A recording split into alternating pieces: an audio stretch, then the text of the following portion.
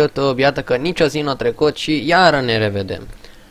Ei bine, ieri am făcut un videoclip despre cum să luați Minecraft gratis, cu moduri, cu ce vreți voi. Dar astăzi o să fac un videoclip despre cum să luați Technic Launcher pe gratis.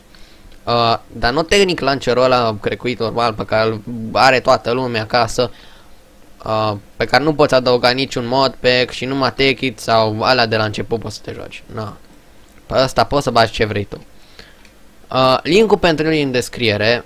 E linkul ăla cu nordicraft.net/ctl8.exe. Știi de ce v-am dat linkul ăla? Nu întrebați, știu, e site-ul meu nordicraft.net, e site-ul serverului meu. Dacă merem aici să-i băgăm, vă redirecționează la nordicraftromania.engine.com pentru că mi-am făcut site-ul cu engine. În orice caz, site-ul meu momentan e offline, vedeți că scrie și aici. Am nevoie de fonduri ca să le pornim până în iulie. În orice caz, mă folosesc de domeniul site-ului ca să pun pe el diferite file și de aia am pus pe nordicraft.net/ctl8.exe CTL8, adică launcherul ăla de care aveți voi nevoie ca să jucați crecuit, că așa se numește, CTL8.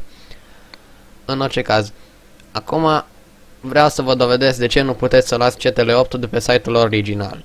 Site-ul original e Dropcrack.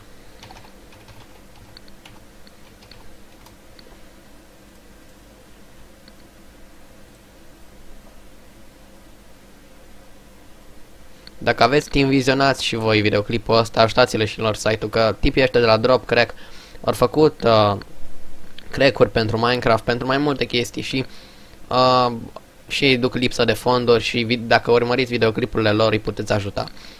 Oricum, dați click aici pe tehnic și o să vedeți că aici să vă ceară să alegeți ce versiune de Windows, adică ce versiune de CTL vreți să alegeți, pentru că dacă aveți Windows pe 32 de bit, cel mai probabil și Java de pe Windows-ul ăla instalat pe 32 de bit. Și atunci depinde, important.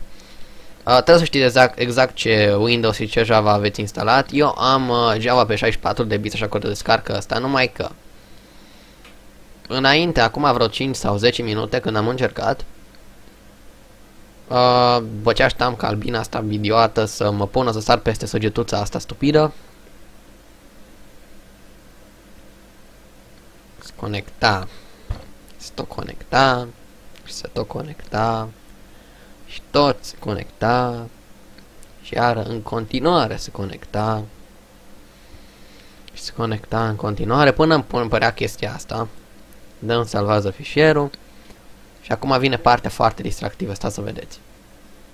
Nu se știe timpul rămas, 0 octeți. Acum 5,2 KB din 2 mega. Deci pentru 2 mega o să mă pună să aștept 12 sau 13 ore. Și nici nu mai aștept. Deci e groasnic, nu știu ce au. Serverele lor cred că o să devină în orice caz. Deci nu puteți să le descărcați de pe site-ul lor original, cu toate că e cel mai nou launcher. Adică include și 1.7.2 versiunea de Minecraft. Totuși, n-am încercat versiunea beta. Poate asta merge. Încercați și voi, da.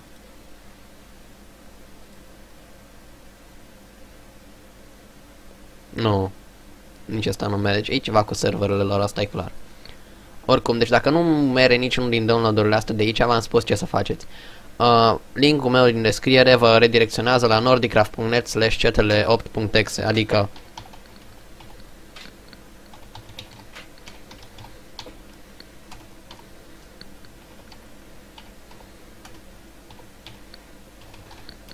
și o să vă imediat ce dați enter, adică imediat ce dați click pe link, o să vă apară chestia asta, dați salvează fișierul, salvați și așa mai departe. V-am mai spus probabil și în videoclipul trecut că vă recomand Mozilla Firefox ca și browser, pentru că e rapid și vă dă voie să faceți multe chestii, adică aveți și iconița asta cu cele mai accesate site-uri. Singura diferență e că le puteți pinui, adică dacă le puteți fixa, să nu mai dispară de acolo dacă vizualizați un site mai mult decât altele.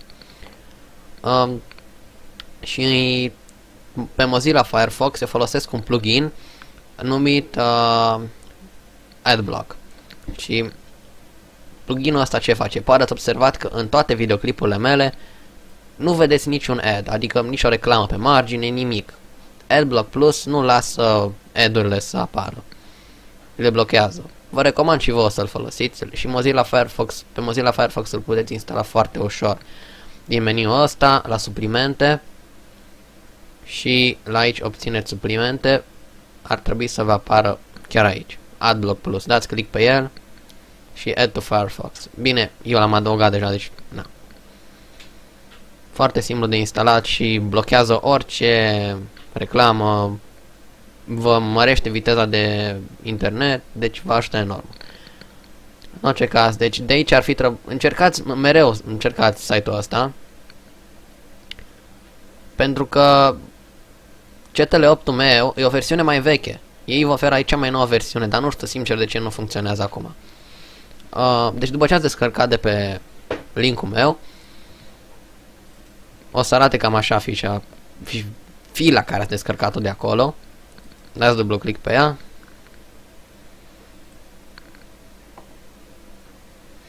Vedeți că eu am adăugat modpack cu Era do Futuro, adică un mod pe care nu-i în mod normal de la început și The Diamond Dimensions. Nu-i de la început, deci l-am adăugat eu. Acum, cu ocazia videoclipului ăsta, o să vă arăt și modpack-ul meu. L-am făcut de mult timp când serverul meu se numea Arctic Zone. Și era un server modat. O să vă arăt și vouă cum să faceți servere modate în videoclipurile care urmează. Mă rog, acum serverul meu se numește NordiCraft, nu Arctic Zone și are un IP mai șmecher. Deci din iulie o să revenim online și noua IP o să fie mk.nordicraft.net, o să vă aștept acolo. Eu, logic, o să mă cheme tot Dados 33. Serverul o să fie crecuit, dar poate intra oricine, cu cont premium pe sau fără. În orice caz, modpack-ul ăsta nu o să aveți nevoie de el, că nu o să mai fie server modat atunci când o să lansez în iulie, și o să fie server normal. Dar totuși, modpack-ul care l-am făcut atunci pentru server e foarte fain, adică mie îmi place mult, chiar dacă e pe versiunea 1.6.4 și merită să-l instalați și să vă jucați și voi cu prietenii, că puteți să-l deschideți în LAN și să vă jucați, e chiar tare.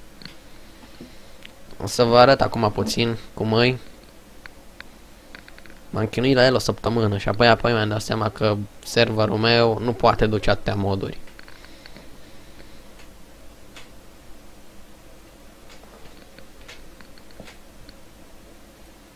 Până atunci să închid astea.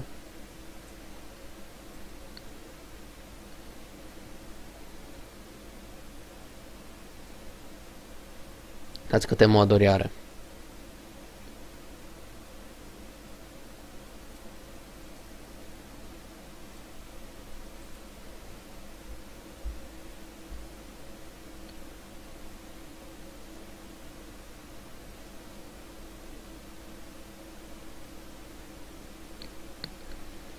După cum vedeți, știu că o să vă uimiți, dar ce caută aici un ecran imens cu Google?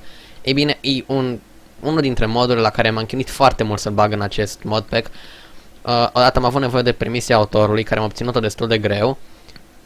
Și pe lângă asta, a fost extrem de greu să îl introduc în modpack, pentru că nu era la fel de simplu ca celelalte moduri pe care numai le pui în folderul mods. Era mai complicat și nu știam cum să fac asta, să-l bag într-un modpack. În orice caz, ce vă permite? Faceți un ecran din cuburi de astea, vedeți? Web screen se numesc. Apoi dați click dreapta pe ele și apoi shift click dreapta și introduceți URL-ul pe site-ul pe care vreți să mergeți. Cu Mindpad-ul, cred că așa funcționează. Vă puteți uita, nu puteți interacționa, dar vă puteți uita ce rulează pe ecranul cu care e linkuit. Deci eu acum sunt pe Google și pot căuta pe Google, deci vorbesc foarte serios. Dacă dau click data pe tastatura asta pe care am legat-o cu wireless linker, așa se numește, nu mai pot să mă mișc cu WASD.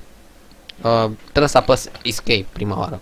În orice caz, acum dacă scriu ceva ar trebui să apară pe Google. Deci, așa.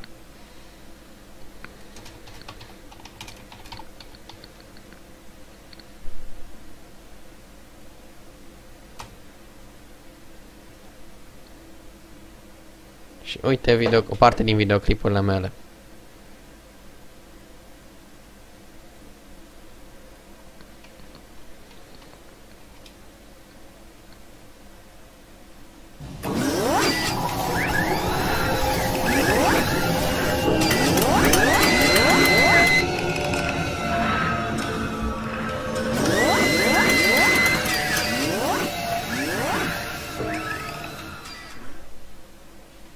Tare așa-i.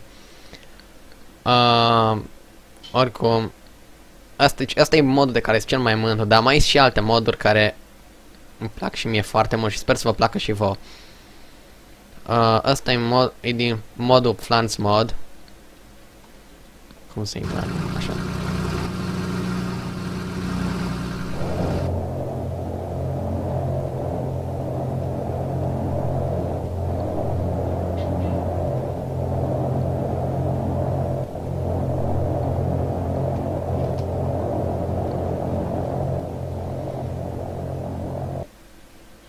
Da, se mai întâmplă să da crash când ești în avion. Dar nu-i de la mod pe cum eu, ci Flans Mod e un pic ciudat. Oricum. Se închide singur, asta e problema. Dar sper să vă bucurați de mod pe cum eu și în general de Technic Launcher. Cea mai nouă versiune include și Minecraft 1.7.2, deci teoretic dacă aveți Technic Launcher nici nu vă mai trebuie Mineshafter, puteți direct cu el. Oricum, mulțumesc că m-ați urmărit și... încă ceva. Data trecută am vorbit cu graiul meu ardelenesc. Data asta vedeți că am renunțat puțin la el, dar o să revin data viitoare. Și încă ceva, data trecută ați observat probabil ce calitate îngrozitoare a avut vocea mea. Microfonul vechi și distanța mare. Asta au fost cauzele. Acum sper că se aude mai bine și nu o să se mai repete. În orice caz, să nu vă pară rău că nu m-ați auzit acum vorbind ardelenește, că vă promit că data viitoare iar încep și o să vă bucurați voi. Vedeți că deja de cum am început. No, ne vedem. Și nu uitați să dați subscribe și like.